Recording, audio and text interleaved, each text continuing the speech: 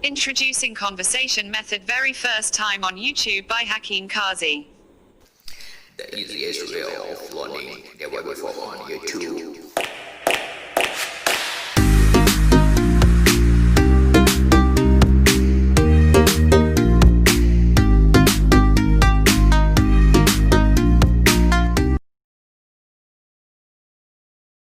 बताइए ये क्या है? 6 ग्लास है सर। 6 ग्लास का मजमुआ है या 6 ग्लास का एक सेट है।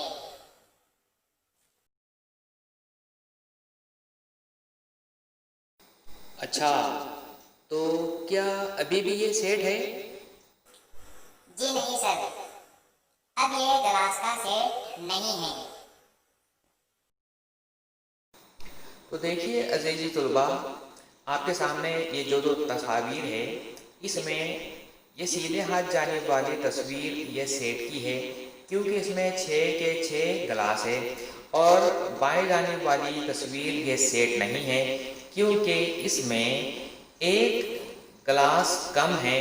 मतलब 5 तो ग्लास है, लेकिन एक छठी चीज़ जो है वो चेंज हो गई, उसकी खासियत तब्दील हो गई, इसलिए अब यह सेट बिल्कुल भी नहीं रहा। अब हम यहाँ पर समझेंगे कि सेट की तारीफ क्या है, सेट किसे कहते हैं। ये देखिए, ऊपर वाली तस्वीर सेट नहीं है, नीचे वाली तस्वीर सेट है, हम देख चुके हैं। वाज़े अरकान का ग्रुप सेट कहलाता है। वाज़े अरकान का मतलब ये है कि इसमें जितने भी अरकान होते हैं उनमें सब में खुसूसियात मसावी यकसा एक जैसी होनी चाहिए। तो अज़ीज़ी तुलबा, यहाँ पर हम देखेंगे कि फ़हरिस्त तरीका कैसा है। अब यहाँ पर देखो, आपको शीरखुरमे का सामान लाने को कहा गया है। काजू, बादाम, पिस्ता, किशमिश, शक्कर और दूध। और फ़र्ज़ कर लो कि ये फ़हरिस्त आपकी है, जिसे हम नाम दिया है हमने ए, तो ये फ़हरिस्ती तरीका हो गया। अब दूसरे बच्चे ने क्या किया कि ये शीरखुरमे की तमाम चीज़ों को उसने एक्स फ़र्ज़ कर लिया, और एक्स के बाद जो एक खड़ी स्लैश या लकीर है, इसे जबके पढ़ते हैं, और जबकि उसने एक्स को वाज़े किया कि एक्स ये शीरखुरमे की एक शय है, इसे बोलते हैं इबारती तरीका या रूल मेथड। इसमें क्या होता है, यहाँ पर देखो, ये काजू, बादाम, पिस्ता, किशमिश, इन सबको एक्स फ़र्ज़ कर लिया गया है, उसके बाद स्लैश यानी जबकि ऐसा लिखा गया है, और एक्स को वाज़े किया गया है कि ये शीरखुरमे की एक शय है। तो इस तरह से यहाँ पर हमने ये सेट को इबारती तरीके से या एक उसूल के तरीके से वाज़े किया। इस तरीके को हम बोलते हैं इबारती तरीका। अब हम यहाँ पर देखेंगे फ़हरिस्ती तरीका। अब यहाँ पर देखिए कि लफ्ज़ रिमेंबर का सेट जो है क्यू है, और आपको इसे फ़हरिस्ती तरीके से लिखना है। और मैंने यहाँ पर फ़र्ज़ किया कि रिमेंबर इस लफ्ज़ का सेट क्यू है, तो मैं इस तरह से लिखूँगा कि क्यू बराबर आर ई एम और बी। इस तरह से मैंने सेट लिख दिया। सर, मैं यहाँ पर आपको एक सवाल पूछना चाहूँगी कि रिमेंबर के स्पेलिंग के अंदर तो आर 2 मरतबा है, एम 2 मरतबा है, लेकिन आपने तो एक ही बार लिखा, ऐसा क्यों? हाँ, तुमने बराबर पूछा। फ़हरिस्ती तरीके में हम जब भी लिखते हैं तो ध्यान में रखना कि ऐसे लेटर या आदात जो दोहराए जाते हैं या रिपीट होते हैं, उनको हमें सिर्फ एक बार लिखना होता है। तो यहाँ पर देखिए, यहाँ पर आर जो है 2 मरतबा आया है, एम 2 मरतबा आया है, इसलिए, और ई भी 3 मरतबा आया है, लेकिन उन्हें हमने सिर्फ एक मरतबा लिखा है। इसलिए रिमेंबर के अरकान जो है पूरे ना लिखते हुए सिर्फ आर ई एम और बी यही अरकान रहेंगे। अब यहाँ पर देखिए कि रुकन है और रुकन नहीं है, उसे अलामत की सूरत में किस तरह लिखते हैं। जैसे आर जो है ये क्यू सेट का रुकन है, तो उसे इस तरह से अलामत से लिखा गया है। कि R रुक्न है Q का।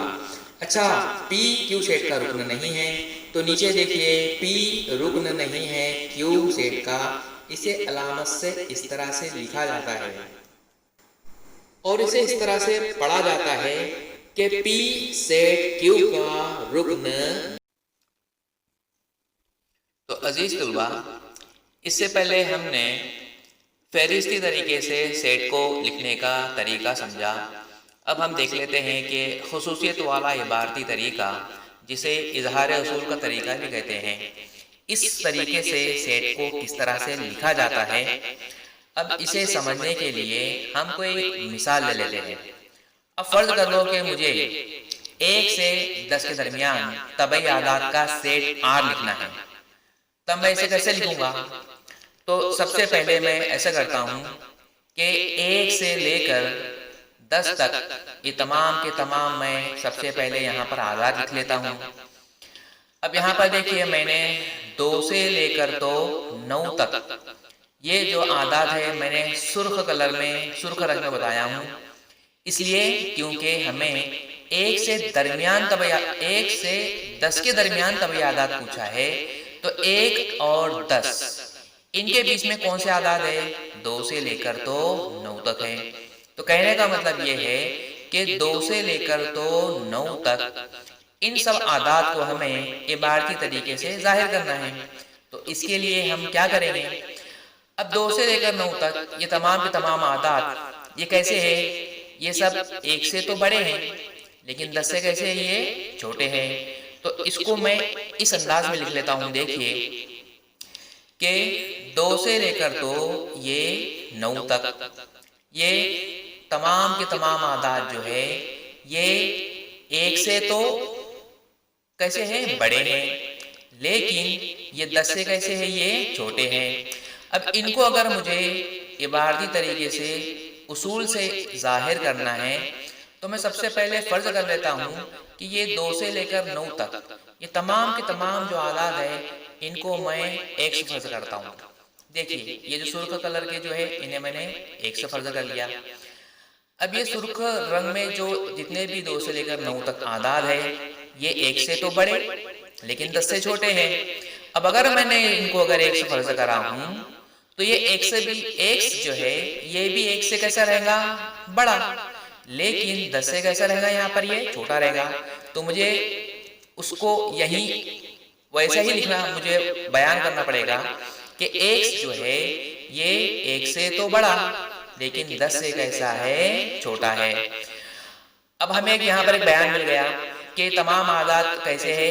1 से, इनको हमने x फर्ज कर लिया और ये x जो है जितने भी आदाद है ये 1 से तो बड़े लेकिन 10 से कैसे हैं? छोटे हैं। अब हम इनको सेट R के जरिए जाहिर करेंगे। सबसे पहले हम यहाँ पर ये देखेंगे कि ये जो x है ये x कैसा अदद है? तो मैंने यहाँ पर लिखा कि ये तबई अदद है, क्योंकि हमें तबई आदाद पूछा गया है, इसलिए आपको इजहार करना पड़ेगा कि x ये तबई अदद है। और तबई अदद तो है लेकिन तबई अदद तो लामहदूद है। तो फिर ये इसका स्पेसिफिकेशन करने के लिए, इसका तायन करने के लिए कि ये तो सिर्फ 2 से लेकर 9 तक है, तो ये जो बयान हमने यहाँ पर लिखे हैं कि x जो है 1 से तो बड़ा लेकिन 10 से कैसा है? छोटा है। तो यही बयान आपको यहाँ पर लिखना पड़ेगा। तो इस तरह से मैं यहाँ पर ये लिखूंगा कि x 1 से तो कैसा है? बड़ा है, लेकिन 10 से कैसा है? छोटा है। तो 1 से बड़ा और 10 से छोटा मतलब कौन से अदद? ये हो गए 2 से लेकर तो 9 तक आदाद। तो इस तरह से हमने 1 से 10 के दरमियान जो तबई आदाद का सेट R हमें पूछा गया था, हमने इस तरह से ये सेट R लिखा कि R बराबर तमाम के तमाम आदाद x, और x इस तरह से कि 1 से तो बड़े लेकिन 10 से छोटे। और ये कौन से अदद है? 1 से ये तबई अदद है। तो इस तरह से हम इबारती तरीके से किसी भी सेट को हम यहाँ पर बयान कर सकते हैं और इजहार कर सकते हैं, इसे लिख सकते हैं, और इसे कहते हैं इस तरह से देखिए आपको यहाँ पर सबसे पहला सवाल दिया हुआ है कि दर्जे झैल सेट को फहरिस्ती तरीके से लिखिए। यहाँ पर जितने भी सेट है हमें इन तमाम सेट को फहरिस्ती तरीके से लिखना है। पहला मुझे दिया हुआ देखिए जुफ्त तबई आदात का सेट। तो अब हम इसे कैसे लिखेंगे? देखिए जुफ्त आदात आपको पता है, मतलब ऐसे आदात जो दो से मुकम्मल तकसीम होते हैं। अब फ़र्ज़ करो ये सेट को मैंने ई फ़र्ज़ करा तो मैंने इस तरह से लिखा, देखिए कि ई बराबर 2, 4, 6, 8, 10। अच्छा आपको पता है ये डैश का मतलब क्या होता है? ये डैश का मतलब होता है कि ये आगे लामहदूद है। आपको पता है, आप पढ़ चुके हैं कि जितने भी आदात के सेट है, तबई आदात है, जुफ्त आदात है, ताक आदात है, ये सब के सब जो है लामहदूद सेट है, इनफाइनाइट सेट है। तो अब हमें दूसरा कहा गया है कि 1 से 50 के दरमियान जुफ्त मुफर्रद आदात। अब आपको मालूम है, अब फ़र्ज़ कर लो कि ये सेट जो है, मैं फ़र्ज़ करता हूँ कि ये सेट जो है पी है और पी सेट में देखिए सिर्फ 2 है। क्यों 2 है? आपको पता है कि 1 से लेकर 50 के दरमियान में मुफर्रद आदात तो बहुत है, लेकिन ऐसा मुफर्रद अदद जो जुफ्त होने के साथ साथ मुफर्रद भी है वो सिर्फ एक ही अदद है और वो है 2। तीसरा हम देखेंगे यहाँ पर तमाम मनफी सही आदात का सेट। आपको पता है मनफी सही आदात, मनफी सही आदात जो है इसको अंग्रेजी में हम इंटीजर बोलते हैं। तो यहाँ पर फर्ज किया मैंने आई। इस तरह से इसके अंदर यहाँ पर देखिए नफी 1, नफी 2, नफी 3 और इसको लामहदूद बताने के लिए आगे मैंने डैश किया हूँ। तो इस तरह से यहाँ पर देखिए ये बना हमारा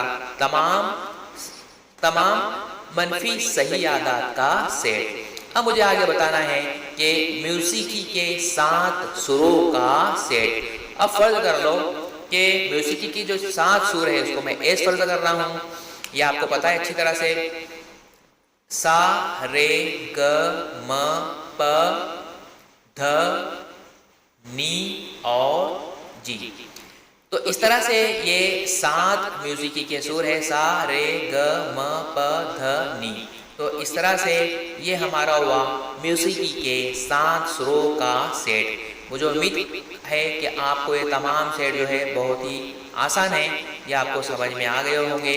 अब हम देखते हैं अगले सवाल को, हम देखते हैं। यहाँ पर आपको दिया हुआ है सवाल नंबर 2 कि दर्जे झैल अलामतों में दिए हुए बयानात को अल्फाज में लिखिए। अल्फाज में लिखने का मतलब है कि ये जो अलजेब्रा की ज़बान में लिखा हुआ है इसको बताना है कि ये इसका मतलब अल्फाज में जुमला क्या बनेगा। अब आपको पता है कि हम इसको देख लेते हैं पहले। 4/3 इसको हम पढ़ते हैं रुक्न, और रुक्न है पढ़ते हैं, और कौन सा सेट का है? क्यू का। तो इस तरह से हमने पहला लिखा यहाँ पर कि 4/3 क्यू सेट का रुक्न है। दूसरा हमें पूछा गया है, देखिए यहाँ पर कि -2 ये रुक्न है को काट दिया गया है। जैसा मसावी और गैर मसावी आप अलामत इस्तेमाल करते आए हैं, मसावी को आप कट कर देते हैं तो गैर मसावी हो जाता है। इस तरह से ये जो रुक्न है इसको अगर आप एक क्रॉस लाइन खींच देंगे तो ये रुक्न नहीं हो जाता है। तो ये नफी 2 रुक्न नहीं है सेट एन का। तो इसको हमने इस तरह से लिखा है बयान के अंदर कि नफी 2 सेट एन का रुक्न नहीं है। अब यहाँ पर देखो तीसरा दिया हुआ है कि पी सेट में तमाम अरकान पी इस तरह से है कि पी ये एक ताक अदद है। इसका मतलब यह हुआ एकदम मुख्तसर में कि ताक आदात का सेट है पी और इनमें तमाम अरकान जो है पी है। तो हम इसको अल्फाज में इस तरह से लिखेंगे कि पी ऐसा सेट है कि इसमें तमाम आदात जो है स्मॉल पी, यहाँ पर ध्यान रखिए स्मॉल पी आदात है, और जबकि पी कैसा है? ताक अदद है, और जबकि पी क्या है? एक ताक अदद है। तो इस तरह से हमने यहाँ पर ये तमाम सेट जो है हमने जो हमें पूछा गया था कि अलामतों को जो है हमने इस तरह से बयानात में तब्दील किया। अब यहाँ पर आपको एक काम दिया हुआ है कि कोई भी 2 सेट आपको फहरिस्ती तरीके से और खुसूसियत के इजहार यानी इजहार उसूल से या इबारती तरीके से आपको ये 2 सेट लिखना है। तो मुझे उम्मीद है कि ये 2 सेट अभी आप लिखकर मुझे यहाँ पर आप उसके फ़ोटो जो है आप यहाँ पर भेजेंगे। अब हम बढ़ते हैं अगले सवाल की तरफ। अब सवाल नंबर 4 में हमें ये पूछा गया है, देखो कुछ सेट है, हमें कहा गया है कि दर्जे झैल फहरिस्ती तरीके से सेट लिखिए।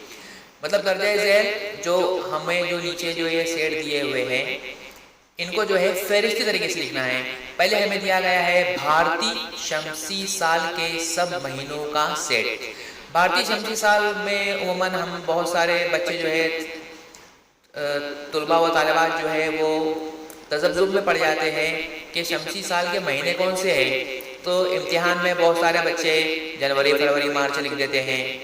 कोई बच्चे जो है वो मुहर्रमुल हराम शुरू करते हैं। तो एक बात ध्यान में रखिए कि यहाँ पर भारतीय शमसी साल के सब जो महीने जो है ना, ये जो मराठी कैलेंडर होता है तो ये मराठी कैलेंडर के तमाम महीनों के नाम है। इसे हम बोलते हैं भारतीय शमसी साल के तमाम। तो अजीज तुलबा, मैं यहाँ पर फर्ज करो कि ये सेट ए है और ये जो भारतीय शमसी साल के तमाम महीने इस तरह से है कि चैत्र, वैशाख, जेठ, आषाढ़, श्रावण, भाद्रपद, अश्विन, कार्तिक, मार्गशीर्ष, पौष, माघ और फाल्गुन। तो इस तरह से ये हुआ हमारा भारतीय शमसी साल के तमाम महीनों का सेट। दूसरा हमें पूछा गया है लफ्ज़ कम्प्लीमेंट के तमाम हरूफ यानी अल्फ़ाबेट का सेट। और आपको अच्छी तरह से याद है कि हमने इसके पहले के एग्जाम्पल में जो रिमेंबर वाली एग्जाम्पल थी, मिसाल थी, उसमें हमने देखा कि ऐसे लेटर जो दोहराए जाते हैं हमें उन्हें सिर्फ फहरिस्ती तरीके में एक बार लिखना होता है। तो अब यहाँ पर देखो, उस बात को ध्यान में रखते हुए फर्ज करो कि कम्प्लीमेंट के तमाम अल्फ़ाबेट का सेट बी है, इसलिए मैं यहाँ पर लिखूँगा सी। उसके बाद लिखा मैंने यहाँ पर ओ, एम, पी, एल, ई, एन और टी। अब आप ध्यान रखिए, देखो एम जो है मैंने रेड कलर में इसलिए लिखा हूँ कि एम देखिए 2 मरतबा आया है लेकिन हमें इसे एक बार लिखना है। ई जो है देखिए ये भी 2 मरतबा आया है लेकिन इसे भी सिर्फ एक मरतबा लिखना है। तो जब हम किसी सेट को फहरिस्ती तरीके से लिखते हैं तो ऐसे आदाद हो या ऐसे अल्फ़ाबेट हो जो दोहराए जाते हैं या रिपीट होते हैं, उन्हें सिर्फ एक बार लिखना होता है। अब यहाँ पर देखिए इंसान के तमाम हवासे खमसा का सेट। इंसान के तमाम हवासे खमसा आपको अच्छी तरह से पता है। फर्ज कर लो कि ये सेट सी है। इंसान के हवासे खमसा आपको पता है आँख, कान, नाक, ज़बान और जिल्द, जिनसे हमें मालूमात मिलती है। ये इंसान के हवासे खमसा है, ये बहुत आसान है। इसके बाद हमें कहा गया है चौथा 1 से 20 के दरमियान तमाम मुफर्रद आदाद का सेट। अब आपको पहले मैं बता दूं कि यहाँ पर देखिए मैं सबसे पहले काम करता हूँ कि 1 से लेकर 20 तक के मैं ये पूरे आदाद लिख लेता हूँ। ये देखिए यहाँ पर मैंने 1 से लेकर 20 तक तमाम आदाद लिखा हूँ। अब आपको पता है कि 1 से लेकर 20 के ये जो आदाद है इनमें दरमियान पूछा गया है। इनके दरमियान 1 से लेकर 20 के दरमियान मतलब 1 और 20 को छोड़कर इनके दरमियान जो आदाद है, ऐसे आदाद जो मुफर्रद जिसे हम अंग्रेजी के अंदर प्राइम नंबर बोलते हैं, वो नंबर हमें पूछा गया है। तो अब ये नंबर की शिनाख्त करने के लिए मैं इनका कलर बदल देता हूँ। देखिए 2, 3, 5, 7, उसके बाद 11, उसके बाद 13, उसके बाद 17, उसके बाद 19। तो इस तरह से 1 से लेकर 20 के दरमियान 2, 3, 5, 7, 11, 13, 17 और 19 ये तमाम के तमाम प्राइम नंबर यानी कि मुफर्रद आदाद है। अभी हमारा जो दूसरा सबक है उसमें और तफसील से पढ़ेंगे कि मुफर्रद आदाद किन्हें कहा जाता है। आपको पता है, आपको ध्यान में रखना है कि मुफर्रद आदाद ऐसे आदाद होते हैं जो अपने आप से और सिर्फ 1 से तकसीम होते हैं और वो किसी भी दूसरे अदद से तकसीम नहीं होते। ऐसे आदाद को हम जो है मुफर्रद आदाद कहते हैं। तो अब यहाँ पर मुझे क्या करना है, मुझे यहाँ पर देखिए 1 से लेकर 20 के दरमियान तमाम मुफर्रद आदाद का सेट मालूम करना था। मैंने सबसे पहले 1 और 20 के दरमियान मैंने सबसे पहले ये देखा कि मुफर्रद आदाद कौन कौन से हैं। अब मैं इनका एक सेट बना लूँगा। फर्ज कर लो कि ये सेट जो है मैं इसको नाम दे देता हूँ पी। अब देखिए ये जो है मैंने लिखा है इस तरह से 2, 3, 5, 7, 11, 13, 17, 19। तो इस तरह से मेरा ये सेट बन गया। तो आपको ध्यान में आया कि मुफर्रद आदाद का सेट 1 से 20 के दरमियान में किस तरह से मैंने बनाया हूँ, और मुझे लगता है कि आपको ये बहुत ही अच्छी तरह से समझ में आ गया। अब देखिए अजीज तुलबा, यहाँ पर मुझे सवाल नंबर 5 में ये पूछा गया है कि दर्जे झेल सेट खुसूसियत वाले इबारती तरीके से लिखिए। मतलब ये फहरिस्ती तरीके से हमें दिए गए हैं, अब हमें इन्हें इबारती तरीके से लिखना है। तो कैसे करेंगे? देखिए मुझे पहला सेट दिया हुआ है ए, जिसमें आदाद दिए हुए हैं, अरकान दिए हुए हैं 1, 4, 9, 16, 25, 36, 49, 64, 81 और 100। सबसे पहले तो अजीज तुलबा, पहले आप ये देखा कीजिए कि हमें जो आदाद दिए गए हैं इनमें पहले आप मंतिक देखा कीजिए कि इसमें क्या मंतिक है।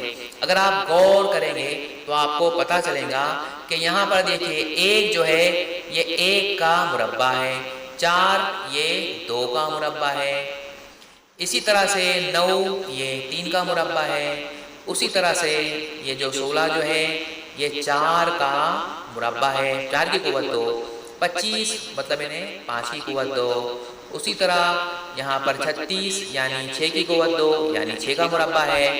उसी तरह यहाँ पर देखिए नीचे, उसी तरह से यहाँ पर ये 49 यानी कि 7 का मुरब्बा, उसी तरह से ये 64 यानी कि ये 8 का मुरब्बा, 81 यानी ये 9 का मुरब्बा, उसी तरह से आखिरी में ये 100 यानी ये जो है 10 का मुरब्बा है। तो अब यहाँ पर आपको एक बात तो समझ में आ गई कि यहाँ पर देखिए, अब देखिए ये मतलब ये तबई आदाद के मुरब्बे हैं। देखिए लेकिन तबई आदाद कहाँ से आता है? देखिए मैंने जो है वायलेट कलर में लिखा हूँ 1, 2, 3, 4, 5, 6, 7, 8, 9 और 10। मतलब ये तमाम के तमाम आदाद जो है वो मुरब्बे हैं। किसके मुरब्बे हैं? तबई आदाद के। लेकिन कहाँ से कहाँ तक? 1 से लेकर तो 10 तक। अब इन्हें अगर मुझे इजहार उसूल से, अगर मुझे इजहार उसूल के तरीके से या किसी उसूल के तरीके से इसको लिखना हो तो मैं कैसा लिखूंगा? देखिए मैं इस तरह से लिखूंगा यहाँ पर कि मैंने फर्ज किया कि ये 1, 2, 3 से लेकर जो 10 आदाद है, 1 से लेकर जो 10 तक आदाद, जो तमाम के तमाम जो आदाद है फर्ज करो ये एन है। अब देखिए ये 1, 2, 3, 4 अगर मैंने सबको अगर मैंने एन फर्ज कर लिया तो आप देखिए यहाँ पर एन का क्या है? यहाँ पर मुरब्बा है। अगर ये एन है तो एन का क्या है? ये मुरब्बा। अगर ये भी एन है तो एन का कैसा है? मुरब्बा। अगर 5 भी एन है तो एन का क्या है? यहाँ पर ये मुरब्बा है। लेकिन ये एन आदाद जो है 1 से लेकर कहाँ तक है? 10 तक है। तो अब मुझे यहाँ पर नीचे ये फर्ज करो कि ये सेट लेता हूँ मैं x। अब फर्ज करो कि तमाम सेट में अरकान जो है वो 1 से है, लेकिन मुझे x को बयान करना पड़ेगा कि x बराबर n की कुव्वत 2। अब ये n तो n की कुव्वत 2 तो है, लेकिन तबई आदाद तो लामहदूद है। तो अब इसका स्पेसिफिकेशन या इसका तायुन करना पड़ेगा कि n जो है ये 1 से लेकर 10 तक ही होना चाहिए। तो देखिए मैं कैसे बताऊंगा कि n जो है रुकन है तबई अदद का। इसका मतलब यह हुआ कि n जो है ये तबई अदद है, लेकिन तबई आदाद तो लामहदूद है। तो फिर इसको सिर्फ 1 से लेकर 10 तक बताने के लिए आगे और बताना पड़ेगा कि n जो है ये छोटा है या मसावी है किसके? 10 के। अब इसका मतलब यह हुआ कि n जो है तबई अदद तो है, लेकिन कैसा है? 10 से छोटा या 10 के मसावी। मतलब कहाँ से? 1 से लेकर तो 10 तक। तो इस तरह से हमने ये सेट को बनाया कि 1 से लेकर 100 तक ये जो आदाद हमको मुरब्बे दिए गए थे 1 से लेकर 10 तक के मुरब्बे, तो इस तरह से हमने इसको इजहार उसूल के तरीके से या इबारती के तरीके से हमने बयान किया। अब यहाँ पर हम देखते हैं दूसरा सवाल। दूसरे सवाल में देखिए हमको यहाँ पर दिया हुआ है 6 सेट बी है, जिसमें अरकान दिया हुआ है 6, 12, 18, 24, 30, 36, 42 और 48। मैंने पहले सवाल के वक्त ही आपको मैंने कहा था कि आपको ये देखना होगा कि आपको जो आदाद जो फहरिस्ती तरीके से दिए हुए हैं इनमें क्या लॉजिक है। अगर आप गौर करेंगे तो आपको पता चलेगा कि ये 6 से लेकर 48 तक ये 6 का इजाफ है। आपको पता है 6 का 6, 6 दूने 12, 6 3 18, 6 चौक 24, ऐसे करते करते इस तरह से ये जो है ये 6 का इजाफ है। तो अब ये 6 का इजाफ है तो इसको हम किस तरह से लिखेंगे? अब यहाँ पर देखिए इस तरह से कि 6 मतलब 6 का 6, 12 मतलब 6 दूने 12, 18 मतलब इन्हें 6 दिया 18, 24 यानी कि 6 चौक 24। इस तरह से यहाँ पर देखिए 30 यानी 6 पंचे 30। उसी तरह से 36 यानी 6 6 36। उसी तरह 42 यानी 6 7 42। 48 यानी 6 8 48। अब यहाँ पर आपको क्या समझ में आया? आपको ये समझ में आया कि देखिए कि इन तमाम आदात का एक जुज़ व ज़रबी 6 जो है मुश्तरिक है।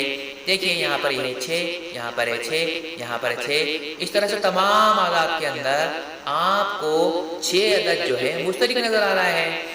अब इनके साथ जो ज़रबा में अदद है वो देखिए, यहाँ पर 1 है, फिर 2 है, फिर 3 है, फिर 4 है, फिर 5 है, फिर 6 है, फिर 7 है और फिर 8 है।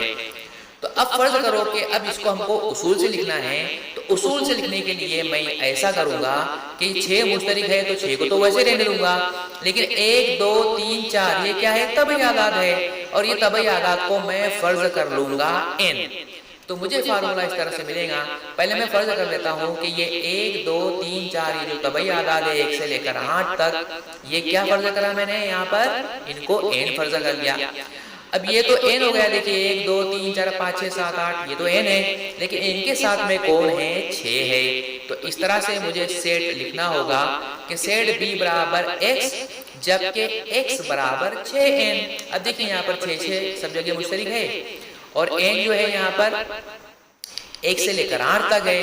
लेकिन इसलिए आपको ये भी पता है कि तबई आदाद तो लामहदूद है, लेकिन हमको ये बताने के लिए कि ये तबई आदाद सिर्फ 1 से लेकर 8 तक है, तो यहाँ पर 2 हमें और बयानात का इजाफा करना पड़ेगा। पहला इजाफा तो ये कि यहाँ पर n जो है रुकन है तबई अदद का, मतलब ये n जो है तबई आदाद हो गए। अब दूसरा बताने का है हमको कि ये तबई आदाद सिर्फ 1 से लेकर 8 तक है, तो हमको ये बताना पड़ेगा कि और ये जो n है ये छोटा है 9 से। अब छोटा है 9 से मतलब 9 से छोटे तमाम आदाद, मतलब कहाँ से कहाँ तक? 1 से लेकर तो 8। तो इस तरह से अजीज तुलबा हमने ये जो सेट B है इसको हमने इस तरह से इजहार उसूल के तरीके से या खुसूसियत वाले इबारती तरीके से लिखा। अब हम बढ़ते हैं सवाल नंबर 3 की तरफ।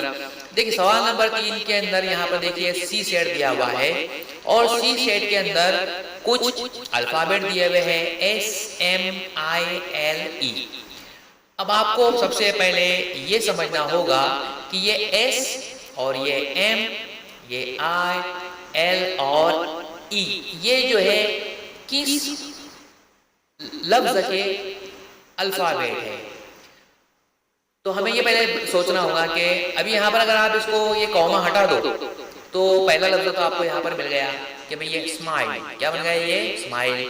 तो मैं यहाँ पर इसको इजहार उसूल से इस तरह से लिखूंगा कि सी सेट में जो है तमाम अरकान जो है मैं एम फर्ज कर रहा हूँ, और ये जो एम क्या है अब मैं यहाँ पर लिखूंगा कि ये एम जो है ये जो स्माइल जो लफ्ज है इसका एक हुर्फ का मतलब होता है यहाँ पर अंग्रेजी में अल्फाबेट। तो ये बन गया हमारा आसान से इजहार उसूल के तरीके से कि सी बराबर एम, जबकि एम जो है लफ्ज स्माइल का एक हुर्फ। यहाँ पर हुर्फ का मतलब होता है अल्फाबेट। अच्छा, लेकिन एक बात ध्यान में रखिए कि क्या SMILE कैसे सिर्फ स्माइल लफ्ज ही बनता है क्या? नहीं, ऐसा नहीं है।